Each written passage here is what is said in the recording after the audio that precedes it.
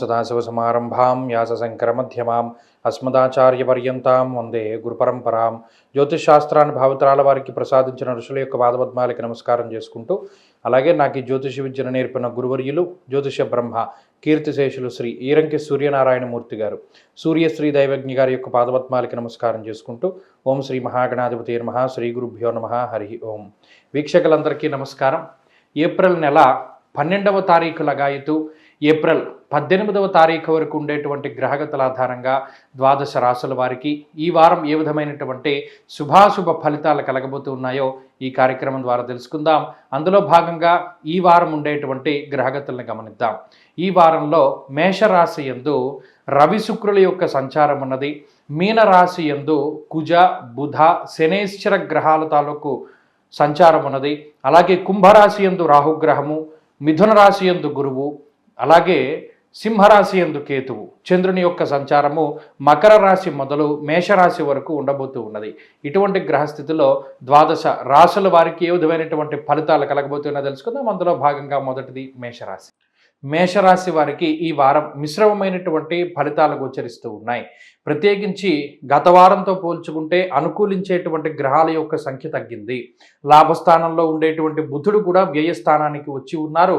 అప్పుడు జన్మరాశి స్థిత రవిగ్రహము, 12వ స్థానంలో ఉండే బుధుడు, కుజుడు, శనేశ్వరుడు, అలాగే కొంత చంద్రబలం తగ్గడము, అలాగే గురుబలం లేకపోవడం ఇత్యాది విషయాలతోటి ఎక్కువగా గ్రహాలన్నీ ప్రతికూలమైనటువంటి స్థానాల్లోనే ఉన్నారు.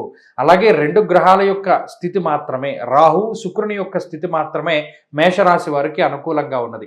దీనివల్ల శారీరక అలసట చాలా ఎక్కువగా ఉంటుంది. దేహార్తి చిత్త సంతాపహ అన్నారు. ప్రత్యేకించి శరీరం అలసిపోయేటువంటి విధానంలో ఎక్కువగా కష్టపడవలసినటువంటి పరిస్థితులు ఉంటాయి.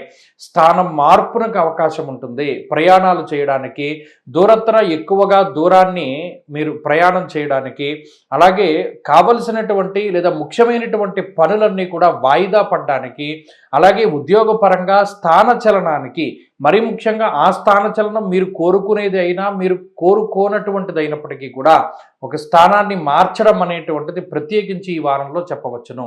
అలాగే దూర ప్రాంత సంచారము, కొండ ప్రాంత సంచారము, దేశాంతర వాసాన్ని చేయడానికి ఈ గ్రహస్థితి ప్రత్యేకించి అనుకూలంగా ఉంటుంది. ఇలా ఈ వారమంతా కూడా శరీరం ఎక్కడ కష్టపడుతుంది లేదా శారీరక శ్రమ ఎక్కువగా ఎక్కడ ఉంటుంది అనేటువంటి వాటిని మీరు స్పష్టంగా చూడగలుగుతారు. అరే, గతంలో మనం ఇంత కష్టపడలేదు కదా, ఈ పని చేయడానికి ఎందుకు ఇంత ఇబ్బంది పడవలసి వస్తుంది అనేటువంటి భావన కూడా పెరుగుతూ ఉంటుంది. దీనికి కారణం జన్మ రవి యొక్క స్థితి. కాలాతిక్రమ భోజనం అన్నాడు. అంటే కాలాన్ని అతిక్రమించి భోజనం చేస్తూ ఉండడం. అంటే ఉదయం తినవలసింది మధ్యాహ్నం, మధ్యాహ్నం తినవలసింది సాయంత్రం, సాయంత్రం తినవలసింది రాత్రి, ఎప్పుడో తింటూ నిద్ర తక్కువగా పోతూ నిద్ర పట్టక కొంత అలసటని అనుభవించేటువంటి పరిస్థితులు ఉంటాయి. అలాగే ఎండవేడిమి వల్ల కొంత సన్ స్ట్రోక్ అంటారు, అంటే వడదెబ్బ తగలడానికి అవకాశం ఉంటుంది. బాడీ డీహైడ్రేట్ అవ్వడానికి అవకాశం ఉంటుంది. ఆరోగ్యం పట్ల శ్రద్ధ వహించాలి. ప్రయాణాలు ఏది అవసరమో ఏది అనవసరమో తెలుసుకుని ముందుకు వెళ్ళాలి.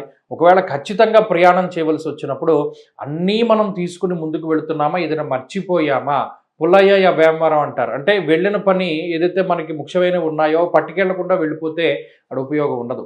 కాబట్టి ఇటువంటివి ఏమీ జరగకుండా జాగ్రత్తగా ఉండండి. మేషరాశి వారు ఈ వారంలో మరింత అనుకూలమైనటువంటి ఫలితాలను సాధించడానికై ఎక్కువగా సూర్యారాధన చేస్తూ ఉండడం చెప్పదగినటువంటి సూచన. ఈ వారంలో కలిసి వచ్చేటువంటి రోజు మంగళవారంగా చెప్పవచ్చును. అదృష్ట సంఖ్య 1, అదృష్ట వర్ణము పొగరంగు అనగా గ్రే కలర్. తదుపరి వృషభ రాశి.